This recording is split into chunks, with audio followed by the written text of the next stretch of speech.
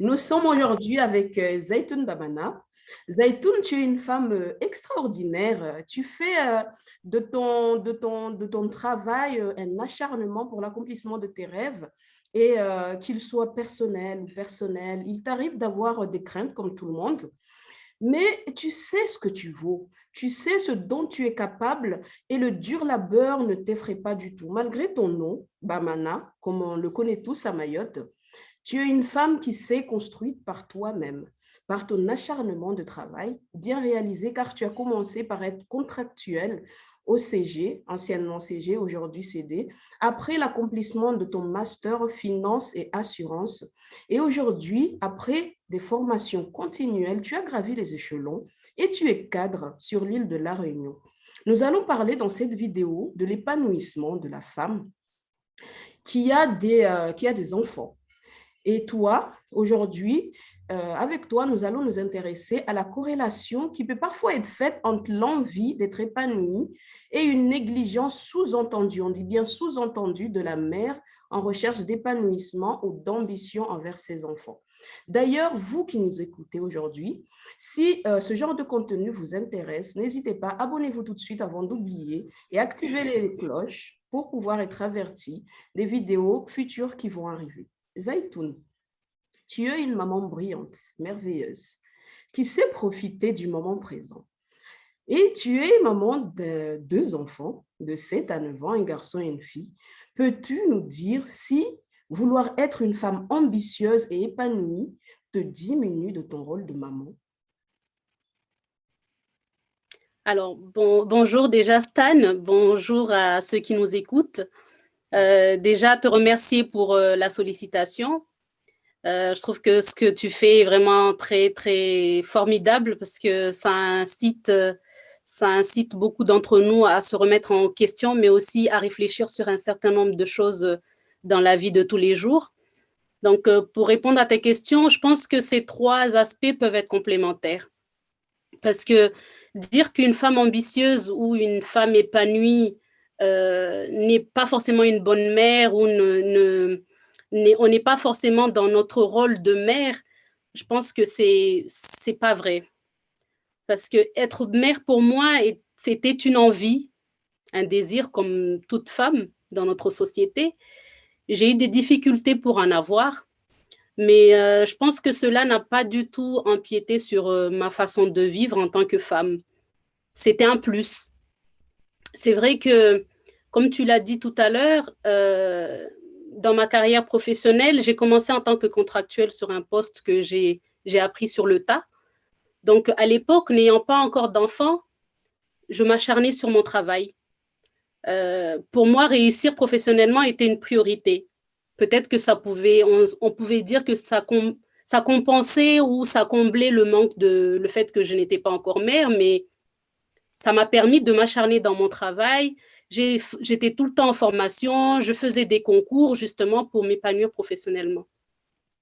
Donc, lorsque j'ai eu mes enfants, euh, Dieu merci, cela n'a pas du tout empiété sur ma façon de faire.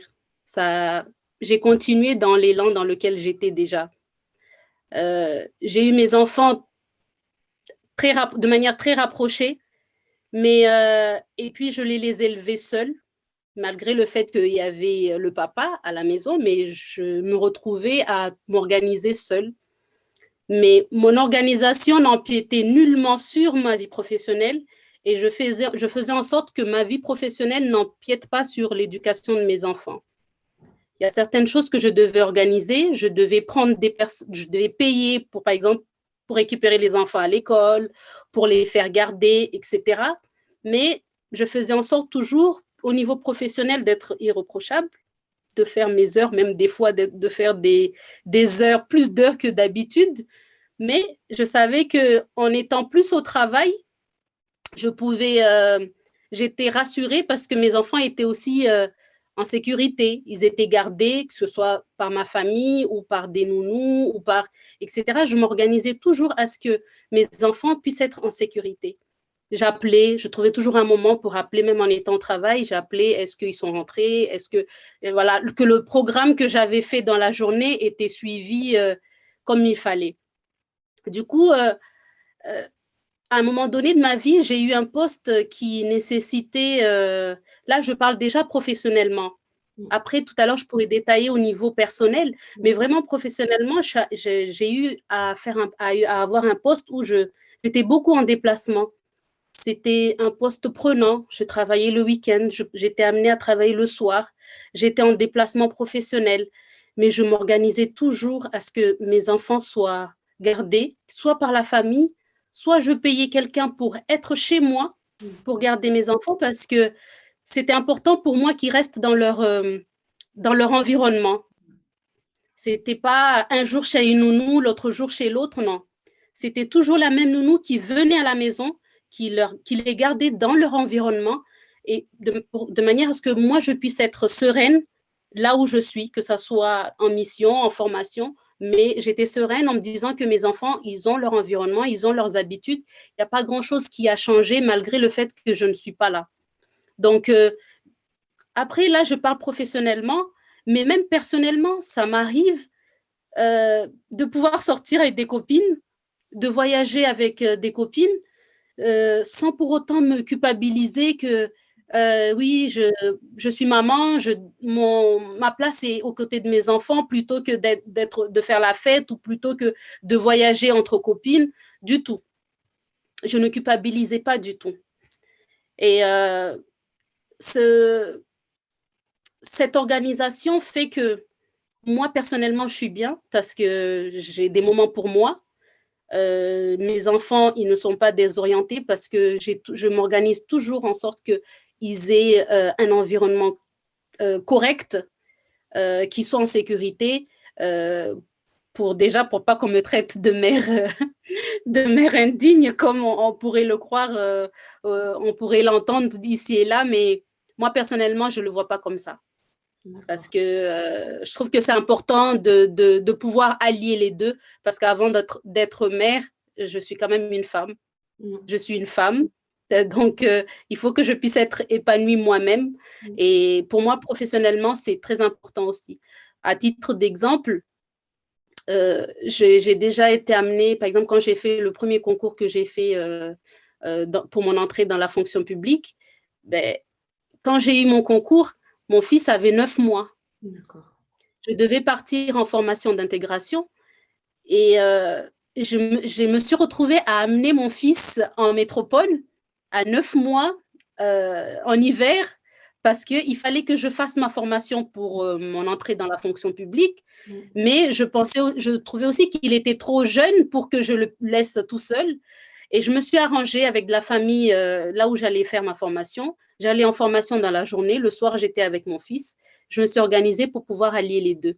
Et vraiment, je trouve que c'est important. C'est important de pouvoir avoir ce consensus pour être bien personnellement et puis tout en assurant notre rôle de mère. Je pense que tout est question d'organisation. Voilà ce que je peux dire. C'est ce que je peux dire par rapport au fait qu'on se dit que oui, parce qu'on est ambitieuse, oui, parce qu'on veut être épanouie, donc forcément, on est une mauvaise mère. Non. Il faut vraiment qu'on puisse se sortir ça de la tête parce que ça peut être complémentaire. On peut être une bonne mère et puis être épanouie professionnellement et puis être épanouie personnellement. D'accord. Voilà pour ma part. Je suis totalement, entièrement d'accord avec toi. J'ai envie de dire justement, un enfant a besoin de voir ce que toi tu fais pour justement lui reproduire. On est soi qu'envers l'autre.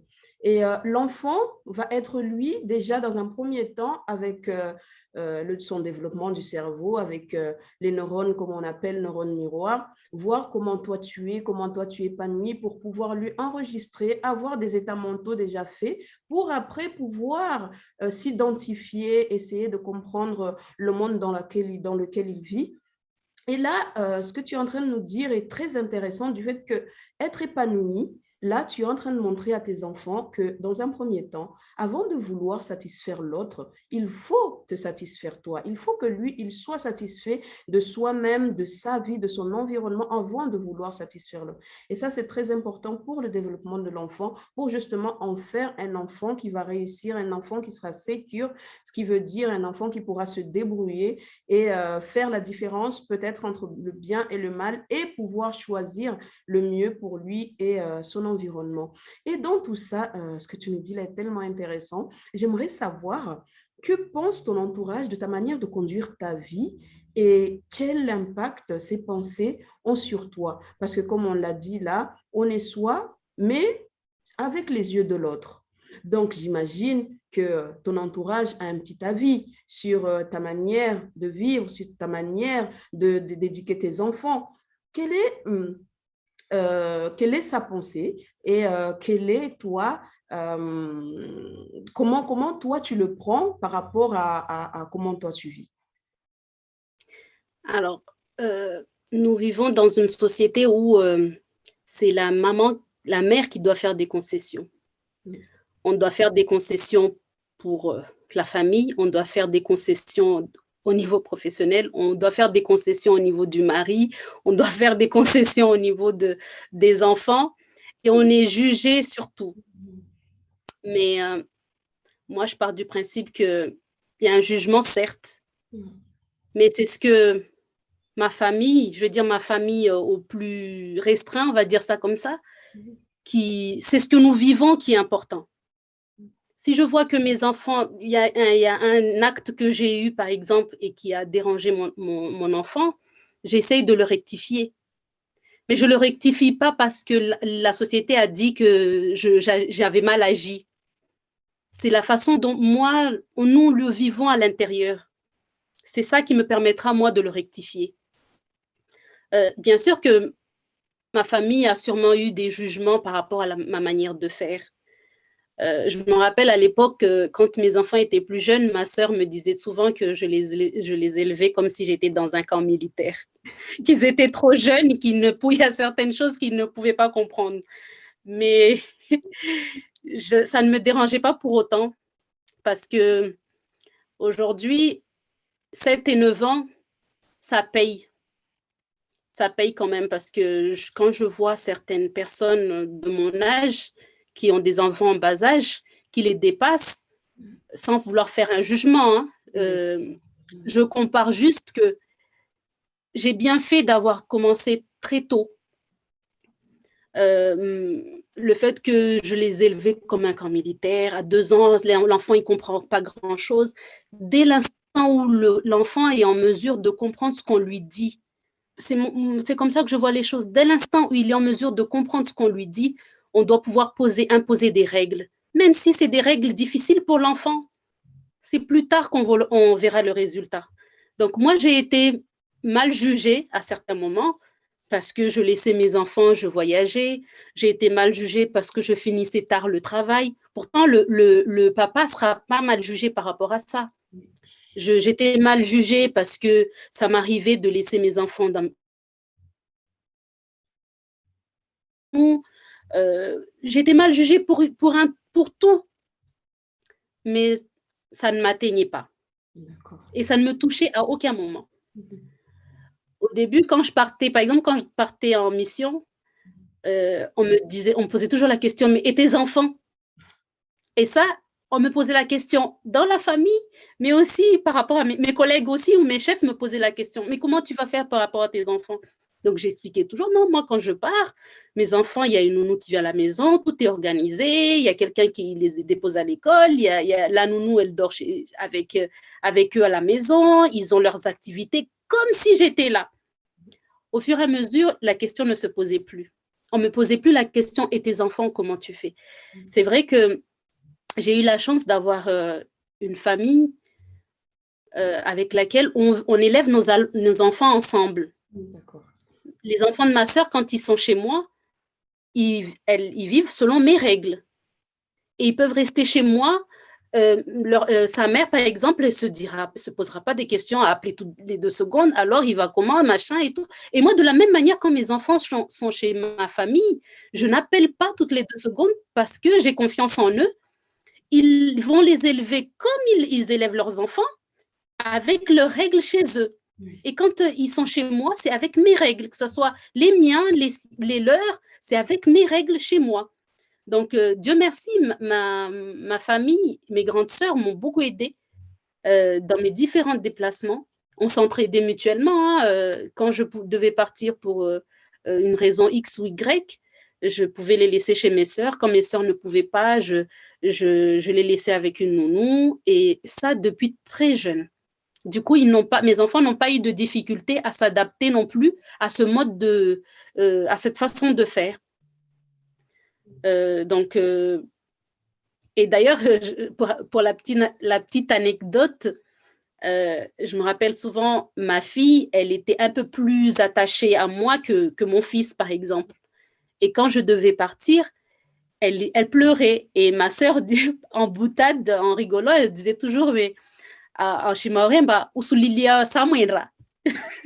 Usulilia samuendra, parce que j'avais tellement l'habitude de me déplacer, que ce soit avec eux, sans eux, que pour ma sœur, c'était normal que les enfants s'adaptent.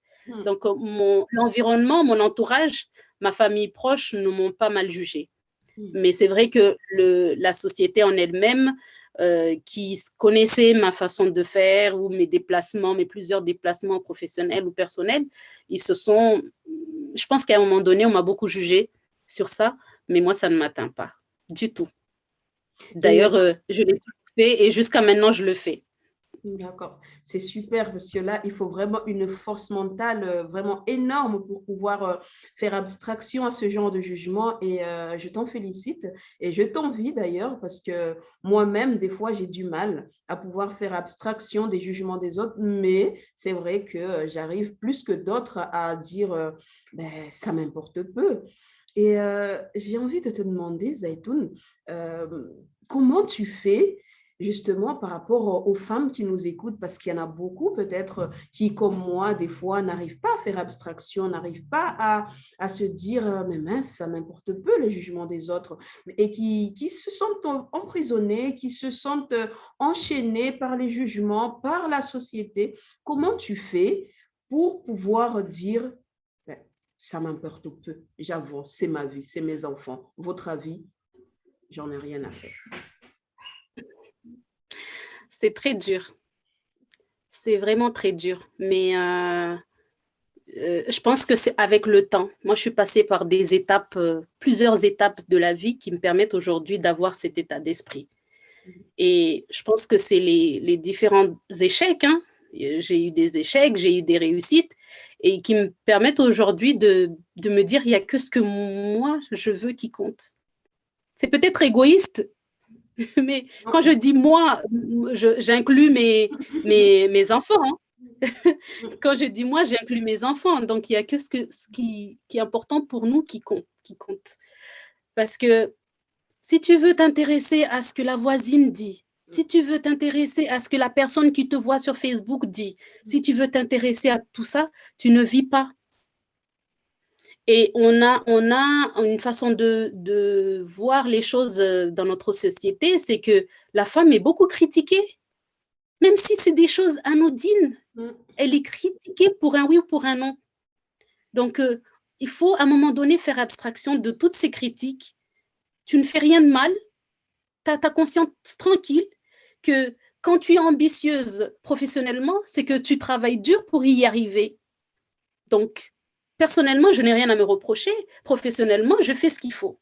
Personnellement, je sais que j'ai fait du mal à personne, même si un tel dit « Ah, elle a fait ci, elle a fait ça ». Moi, personnellement, je sais que j'ai rien fait de mal. Donc, à un moment donné, il faut qu'on arrive à avoir cet égoïsme. Je le dis comme ça parce que c'est de l'égoïsme à un moment donné. Il n'y a que ce que moi, je veux ou ce que je veux pour moi et mes enfants qui compte.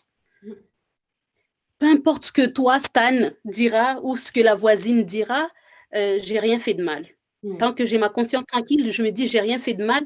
Le reste, en gros, on peut juger comme on veut, parce que tu fasses du bien ou du mal, les gens parleront toujours. exactement. Les gens parleront toujours. Mm. Donc, et la conscience tranquille que toi, tu n'as rien fait de mal, tu essayes de faire de ton mieux pour élever tes enfants. Attention, moi, je ne suis pas que sur ma façon de voir, hein. Des Oui. fois, je peux voir certaines choses faites par d'autres parents. Ah, c'est intéressant. Et puis, je copie. Mm. Ça peut m'arriver. Mm. Parce que je me dis que ça pourrait être intéressant pour mes enfants. Je copie.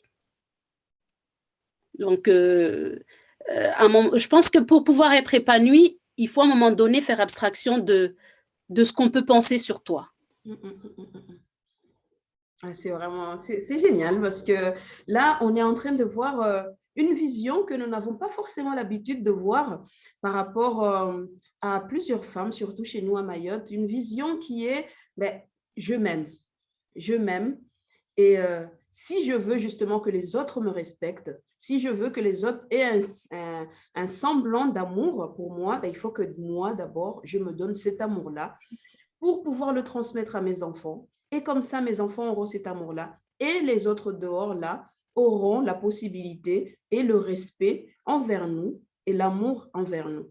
Malgré qu'on peut vivre sans l'amour de tout le monde, parce que comme tu l'as dit, tu l'as très bien dit, euh, on ne peut pas être aimé par tout le monde. On ne peut pas être respecté par tout le monde. On ne peut pas être choyé par tout le monde. Mais du moment où nous, on s'aime et on sait que ce qu'on fait, est bien pour nous et pour nos enfants, eh bien, on y va et et ça nous importe peu. Toi qui nous écoutes, femme qui est chez toi et qui entend ce témoignage de Zaytoun, j'aimerais aussi te dire, écoute, remets-toi en question, parle-toi, parce que des fois, ça peut être difficile. Tu peux te dire, oui, c'est facile à dire, mais derrière, peut-être que tu ne vois pas ce que je vis, tu ne vois pas vraiment la pression que j'ai sur moi. Eh bien, cette pression, c'est toi qui te la donnes. Il y a mon téléphone qui sonne, excuse-moi, il faut que je raccroche. Voilà. Désolée. Cette pression, je ne sais même plus où j'étais, désolée, mais on va reprendre vite fait. Et il faut que justement tu puisses enlever, relativise, lâche prise pour justement pouvoir avancer parce que moi, je me dis souvent, et je pense que peut-être que Zaytoun, toi aussi, tu as peut-être cette manière de penser, dans notre tombe, on sera seul. Personne ne va nous accompagner. Et à minima, les personnes qui vont passer à nous, même le soir même de notre mort, ça va être nos enfants, après nos familles proches. Donc, pourquoi se donner tant de mal pour des personnes qui vont t'oublier 1 heure après que tu sois enterré? Donc, dis-toi ça, et puis tu verras que peut-être ça te soulagera, ça te permettra de lâcher un petit peu prise et pouvoir avancer, réaliser tes projets sans l'aval des voisins, sans l'aval de tes proches, sans l'aval de ton entourage. Mais je te souhaite beaucoup de courage. Zaytoun, venons à nous, parce que c'est tellement intéressant et c'est instructeur. Hein. C'est pas la première fois que je t'écoute parler et tu m'as toujours inspiré, que ce soit les échanges physiques, parce qu'on a beaucoup échangé physiquement aussi à Mayotte. Et bon, pas beaucoup, j'exagère un peu, mais c'est vrai que chaque échange avec toi est tellement instructeur que j'ai l'impression qu'on a beaucoup échangé parce que j'ai appris des choses avec toi sans que tu le saches, sans que tu t'en rendes compte, mais nos échanges m'ont permis d'évoluer dans ma vie, d'évoluer dans mon développement et dans mon épanouissement aussi. Aujourd'hui, j'aimerais savoir quel genre de relation entretiens-tu avec tes enfants et quelles valeurs veux-tu leur transmettre justement pour leur avenir, pour leur permettre justement de gagner cette autonomie dont tu prônes là depuis tout à l'heure et pouvoir leur permettre de pouvoir se dire eux aussi, ça m'importe peu ce que les autres pensent. Alors, par rapport à mes enfants, j'ai commencé à le dire tout à l'heure, c'est que dès très rapidement, quand ils étaient très, très jeunes, quand ils étaient en âge de comprendre, je leur parlais comme des grandes personnes. J'expliquais les choses comme une grande personne. Du coup, je disais tout à l'heure que ma sœur me reprochait d'être trop stricte, mais moi, j'ai toujours voulu les responsabiliser très tôt. Parce que je l'ai dit tout à l'heure, je les élevais seuls. C'est que l'organisation que j'avais j'avais pas autant de temps pour assister chacun d'entre eux. Être toujours aux petits soins, certes, mais j'avais une organisation tellement chargée qu'il fallait que je responsabilise chacun d'entre eux pour qu'on s'entraide mutuellement. Du coup, il y a des moments pour leurs activités, j'ai des moments pour moi, j'ai des moments pour eux. Ça peut m'arriver de prendre des congés pour vraiment faire des choses propres à eux, des trucs d'enfants, parce qu'ils ont besoin que je joue avec eux parfois. Donc, ça peut m'arriver de faire ça. Ça peut m'arriver aussi de les laisser 1 semaine, 2 semaines pour moi. Et ça ne me culpabilise pas. Ils sont responsables. Aujourd'hui, on est dans une situation où mes enfants, par exemple, quand on est à la maison, ils sont en mesure à cet âge-là, 7-9 ans, ils sont en mesure de se préparer tout seuls le matin. Ils sont en mesure de prendre un truc pour le déjeuner sans pour autant que je sois derrière l'un d'eux à chaque fois. Les enfants, ils salissent. Quand je dis ça, mais j'ai des copines qui me disent « Oui, mais ils vont salir. » Et alors, ils vont salir et on va nettoyer ensemble. Une fois ils ont sali parce qu'ils ont déjeuné tout seuls, ben oui, c'est vrai. Moi, je donnerai juste un exemple. Par exemple, le dimanche, c'est pour moi. Même si je ne fais pas la grasse matinée, mais j'aime bien prendre mon temps le matin dans mon lit. Et c'est vrai que souvent, elle venait, maman, maman, maman. Donc, j'ai instauré un truc. Le dimanche, c'est mon jour. Je laisse le petit déjeuner la veille sur la table, chacun se sert. C'est vrai que quand je ressors après le salon, ils sont dessous, mais c'est pas grave. Il y a des choses plus importantes dans la vie. C'est vraiment pas grave s'ils ont sali, et c'est pas grave, on va nettoyer. Mais au moins, j'ai eu mon moment pour moi. Donc,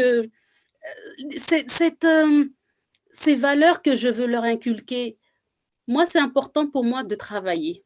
Aujourd'hui, si je travaille avec acharnement, j'explique à mes enfants que si je travaille aussi dur, c'est pour eux.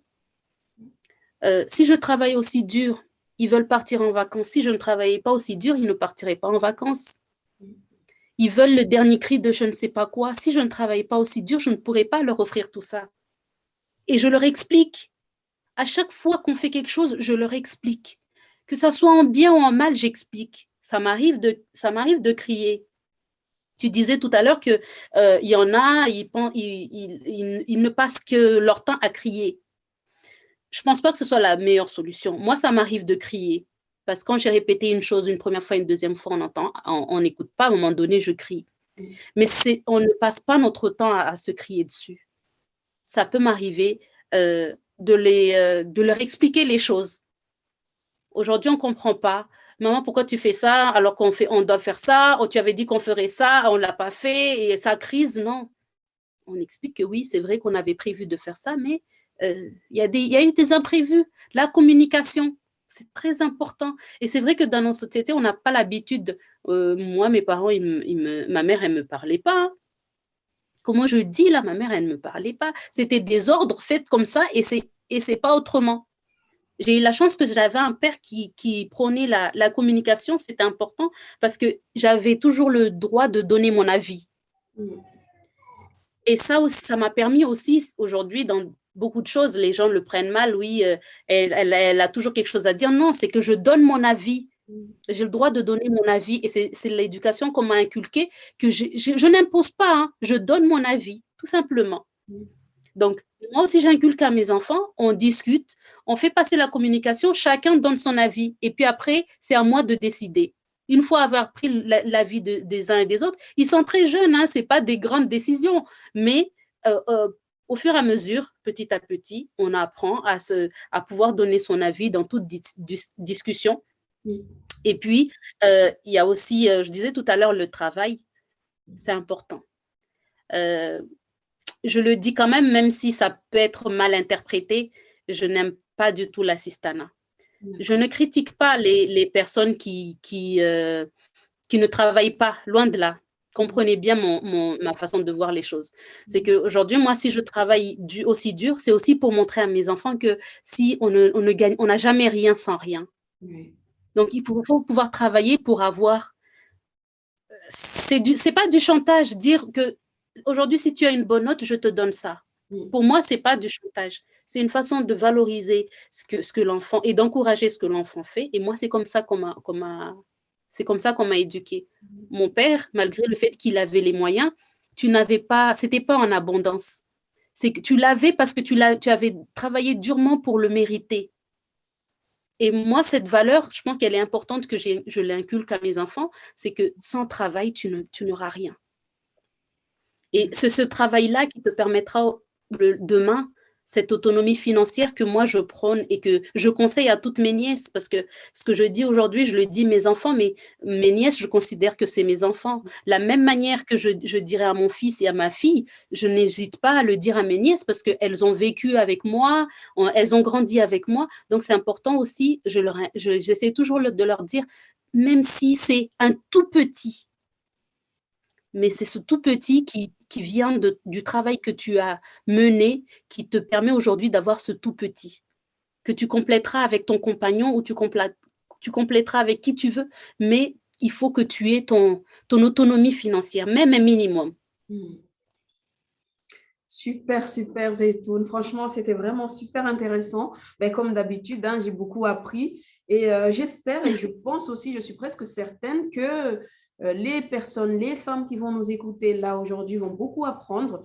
Et est-ce que pour une dernière, tu peux nous dire quelle est ton organisation journalière avec les enfants, justement, pour comment tu fais pour leur permettre cette autonomie parce que là, à 7 9 ans, ils se font à manger. Franchement, moi, je dis waouh. J'ai envie que de savoir comment tu fais pour pouvoir, moi, copier sur mes petits. Alors, ils se font à manger? Non, ils ne se font pas à manger. Ils sont en mesure de prendre le petit-déj, par exemple. Je l'ai laissé D'accord, quelque part. Ils sont en mesure de se servir plutôt. d'accord, j'ai mal compris alors. Voilà, non, non, non, à 7-9 ans, ils ne font pas encore à manger. Je fais à manger moi-même, mais ils sont en mesure de se servir sans pour autant que maman soit derrière eux. Donc, l'organisation journalière, euh, c'est un parcours de combattant. C'est un parcours de combattant parce que je tiens à ce qu'ils aient des activités en dehors de l'école. Donc, pareil, hein, c'est une organisation parce que je suis à La Réunion, je vis seule. Donc, il faut que j'assure tout moi-même. Donc, le matin, on se lève chacun, c'est le petit déjeuner d'abord. Donc, je fais le petit déjeuner, on déjeune. Pendant qu'ils déjeunent, moi, je me prépare. Donc, quand j'ai fini de me préparer, ils ont fini de déjeuner, ils se préparent, ils se font leur toilette. Ils font leur toilette tout seuls. Moi, je supervise juste qu'on a bien fait comme il fallait. Après, ils s'habillent tout seuls. Les sacs ont déjà été faits la veille. Donc, après, quand on s'est préparé le matin, je les dépose à l'école et puis je pars travailler. Je finis très tard. Du coup, je m'organise pour que quelqu'un les récupère à l'école et les dépose à la madrasse parce que l'éducation spirituelle aussi est importante pour moi. Donc, c'est important qu'ils puissent le faire. Et ici, il y a des structures pour. Donc, après l'école, ils continuent à la madrasse. Ils ont 1 heure et demie de madrasse tous les jours. Donc, après la madrasse, moi, je les récupère. Le timing coïncide.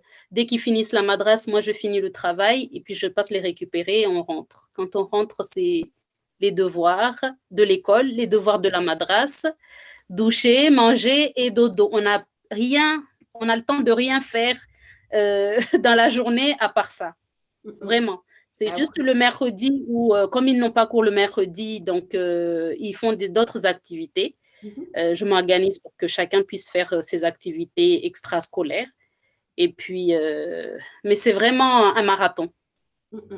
Comme tout le monde, je pense. Et c'est vrai que si je n'avais pas, et on est dans une société où il faut tout payer, donc c'est important quand même de pouvoir avoir les moyens de tout payer pour que chacun puisse faire ses activités de manière convenable.